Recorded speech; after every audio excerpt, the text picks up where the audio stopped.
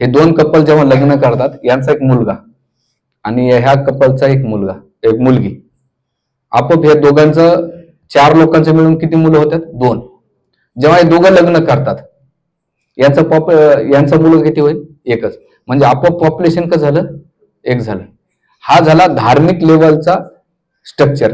दुसरं सामाजिक स्ट्रक्चर कसं डिस्ट्रॉय करतात? जेव्हा समाजाला तुम्ही कॉन्ट्रीब्युशन देता, तर समाज तुम्हाला कॉन्ट्रीब्युशन देईल ना.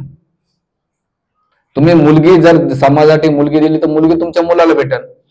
मुलगा दिला तर तुम्हाला मुलगी भेटेल. हा जो समाजामध्ये आपोआप रेशो कमी होऊन चालला. धार्मिक लेवल, सामाजिक, सगळ्यात मेंटल लेवल आणि पारिक लेवल डिस्ट्रॉय कसं करतात? एखादा मुलगा जन्माला आला, त्याच्या जीवनामध्ये त्याला इमोशनल केअरिंग करायला बायको, नवरा काहीच ना. उद्या त्याच्या जीवनात डिफिकल्टी आली, भाऊ असेल तर सपोर्ट करणारी, काळजी करून मी आहे, बहीण असेल तर सपोर्ट करते. पण त्याच्या जीवनामध्ये उद्या ट्रेस आला, एन्झायटी आली, फायनान्शियली प्रॉब्लेम्स आले किंवा फॅमिली प्रॉब्लेम्स आले, त्याला सपोर्ट करायला कोण आहे? मग सगळ्यात जास्त दुश्मन कोण येतं? लोक नाही, त्याचे आई बाप येतं. त्याला एकच ठेवतात, कारण उद्या त्याच्या जीवनात तुम्ही कायमस्वरूपी सोबत तर राहणार नाहीत, पण त्याच्या जीवनात येणाऱ्या डिफिकल्टी आहेत, त्या डिफिकल्टीला तुम्ही कसं त्याला हे करणार आहे? म्हणून शास्त्र सांगतं 3 मुलं असली पाहिजे. एक देशासाठी, एक धर्मासाठी आणि एक आई बापासाठी. आम्ही म्हणतात देश धर्म राहू दे बाजूला बापा, तुझ्यासाठी राहू दे. 3 का? ऍटलिस्ट एकाच्या घरी लात मारली तर दुसऱ्याच्या घरी. आता एकानं लात मारली तर कुठं जाणार? आणि एकुलत्या एकचं नुकसान काय माहिती तुम्हाला सांगतो. एकुलत्या एक नाही का आई सेंटर राहतो, तुम्ही जसं तो बोटावर नाचतो तसं तुम्ही नाचतात. त्याला मारता येत नाही, झोडता येत नाही, रागवलं तर घरात निघून गेलं तर करायचं काय? म्हणून त्याने जे सांगितलं, उडी मार 14 मजल्यावर तरी मारावं लागते तुम्हाला. कारण तू एकटा तुमचं काय करतो? शोषण करतो. आणि मग तो पप्पाला काय म्हणतो? पापा. मग पापा का फळ? पापी. पप्पाचा पापी जन्माला तो पापी तुम्हाला काय करतो? तुमचे सगळे पाप काढतो बाहेर. आणि आणखीन उदाहरण देतो, हे का बरं घसरण कोर्ट सांगतो. 2-3 घटना आहेत. एक म्हणजे काही वर्षापूर्वी आमचे डॉक्टर देवधर फॅमिली, त्यांची आजी वारली होती. तर सगळे आमचे ब्रह्मचारी फिंडरला गेले होते. आणि गेल्यानंतर तिथे ती लेडीज 45 वर्षाचा, नवरा 48 वर्षाचा, त्यांच्या 21 वर्षाच्या मुलानं सुसाईड करून घेतलं. एकुलता एक मुलगा, गडगंज प्रॉपर्टी, कल्पना नाही करू शकत. ती एवढे रडत होते, ते का आपल्या ब्रह्मचारी राहून एवढं का रडत? म्हणजे एकुलता एक होता प्रभू. मोठा फार्म हाऊस आहे, शेती आहे, सगळं आहे, सगळं. ते म्हणजे करायचं काय? तो मिलिंद म्हैसाकर आणि मनीषा म्हैसाकर ऐकला असेल, IPS अधिकारी आहेत, मंत्रालयामध्ये कार्यरत होते. त्यांच्या मुलांना आयफोन मागितला होता, तो नाही दिला. त्या पोरानं 7व्या मजल्यावर उडी मारली आणि आत्महत्या केली. तुम्ही युट्यूबला आपलं मिलिंद म्हैसाकर आणि मनीषा म्हैसाकर म्हणून, हो, ते मागं झालं. आज त्या जीवनात सगळं काय उपयोग नाही. ते जाऊ दे. लीला प्रेमपूरच्या ग्रुपमध्ये एक मोठे प्रोफेसर आहे, 2 नवरा बायको.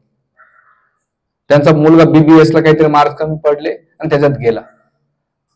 म्हणजे कितीतरी मंदिरात अशा घटना आहेत की कॅन्सरमुळं, ऍक्सिडेंटमुळं, कशामुळं होत आहेत बाबा.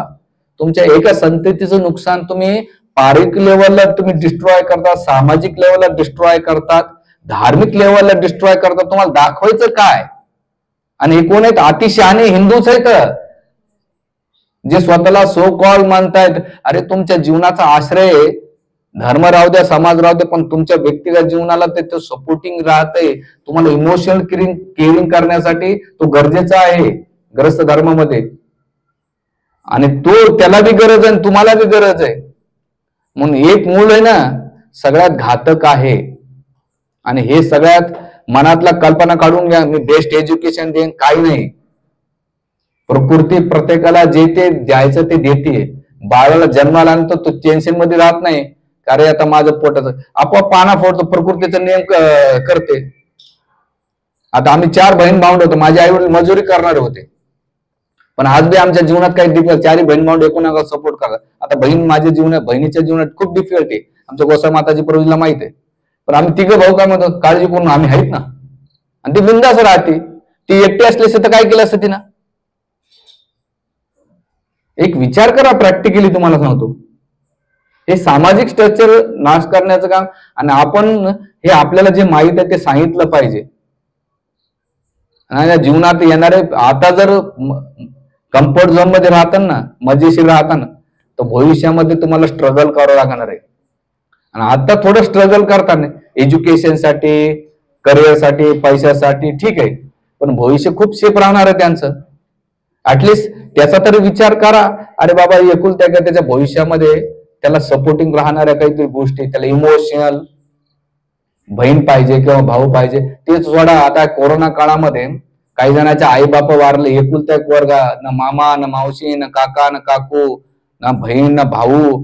अनाथ आश्रम मध्ये संख्या वाढत गेलेली आहे. आमच्या स्वाती कुर्डे मॅडम आहेत, आता DCP झाल्या. म्हणजे प्रभूजी सगळ्यात लोकांच्या प्रॉपर्टी असलेल्या पुरं अनाथ आश्रम मध्ये आहेत, कोण नाही त्यांच्या सपोर्ट. उद्या त्याला सांगायला ना का आजी आहे का आजोबा आहे का काका का काकू मामा मावशी कोणी नाही राहिलं यांच्या. आणि किती घटना आहेत नाशिकमध्ये? 18 घटना आहेत. त्यांना भेटा, ते सांगतील तुम्हाला. हो, यात्रेला आहेत आपल्या सोबत. पुत्र हा गुंडा त्याचा त्रिलोकी झेंडा. गुंडा म्हणजे काय? मारामारीचा गुंडा नाही, तुकाराम महाराज. पुत्र हा गुंडा त्याचा त्रिलोकी झेंडा. असा पुत्र जन्माला घाला, पुत्र असो का पुत्री असो, जो धर्माचं देशाचं रक्षण करू. खूप खूप धन्यवाद. हरे कृष्ण.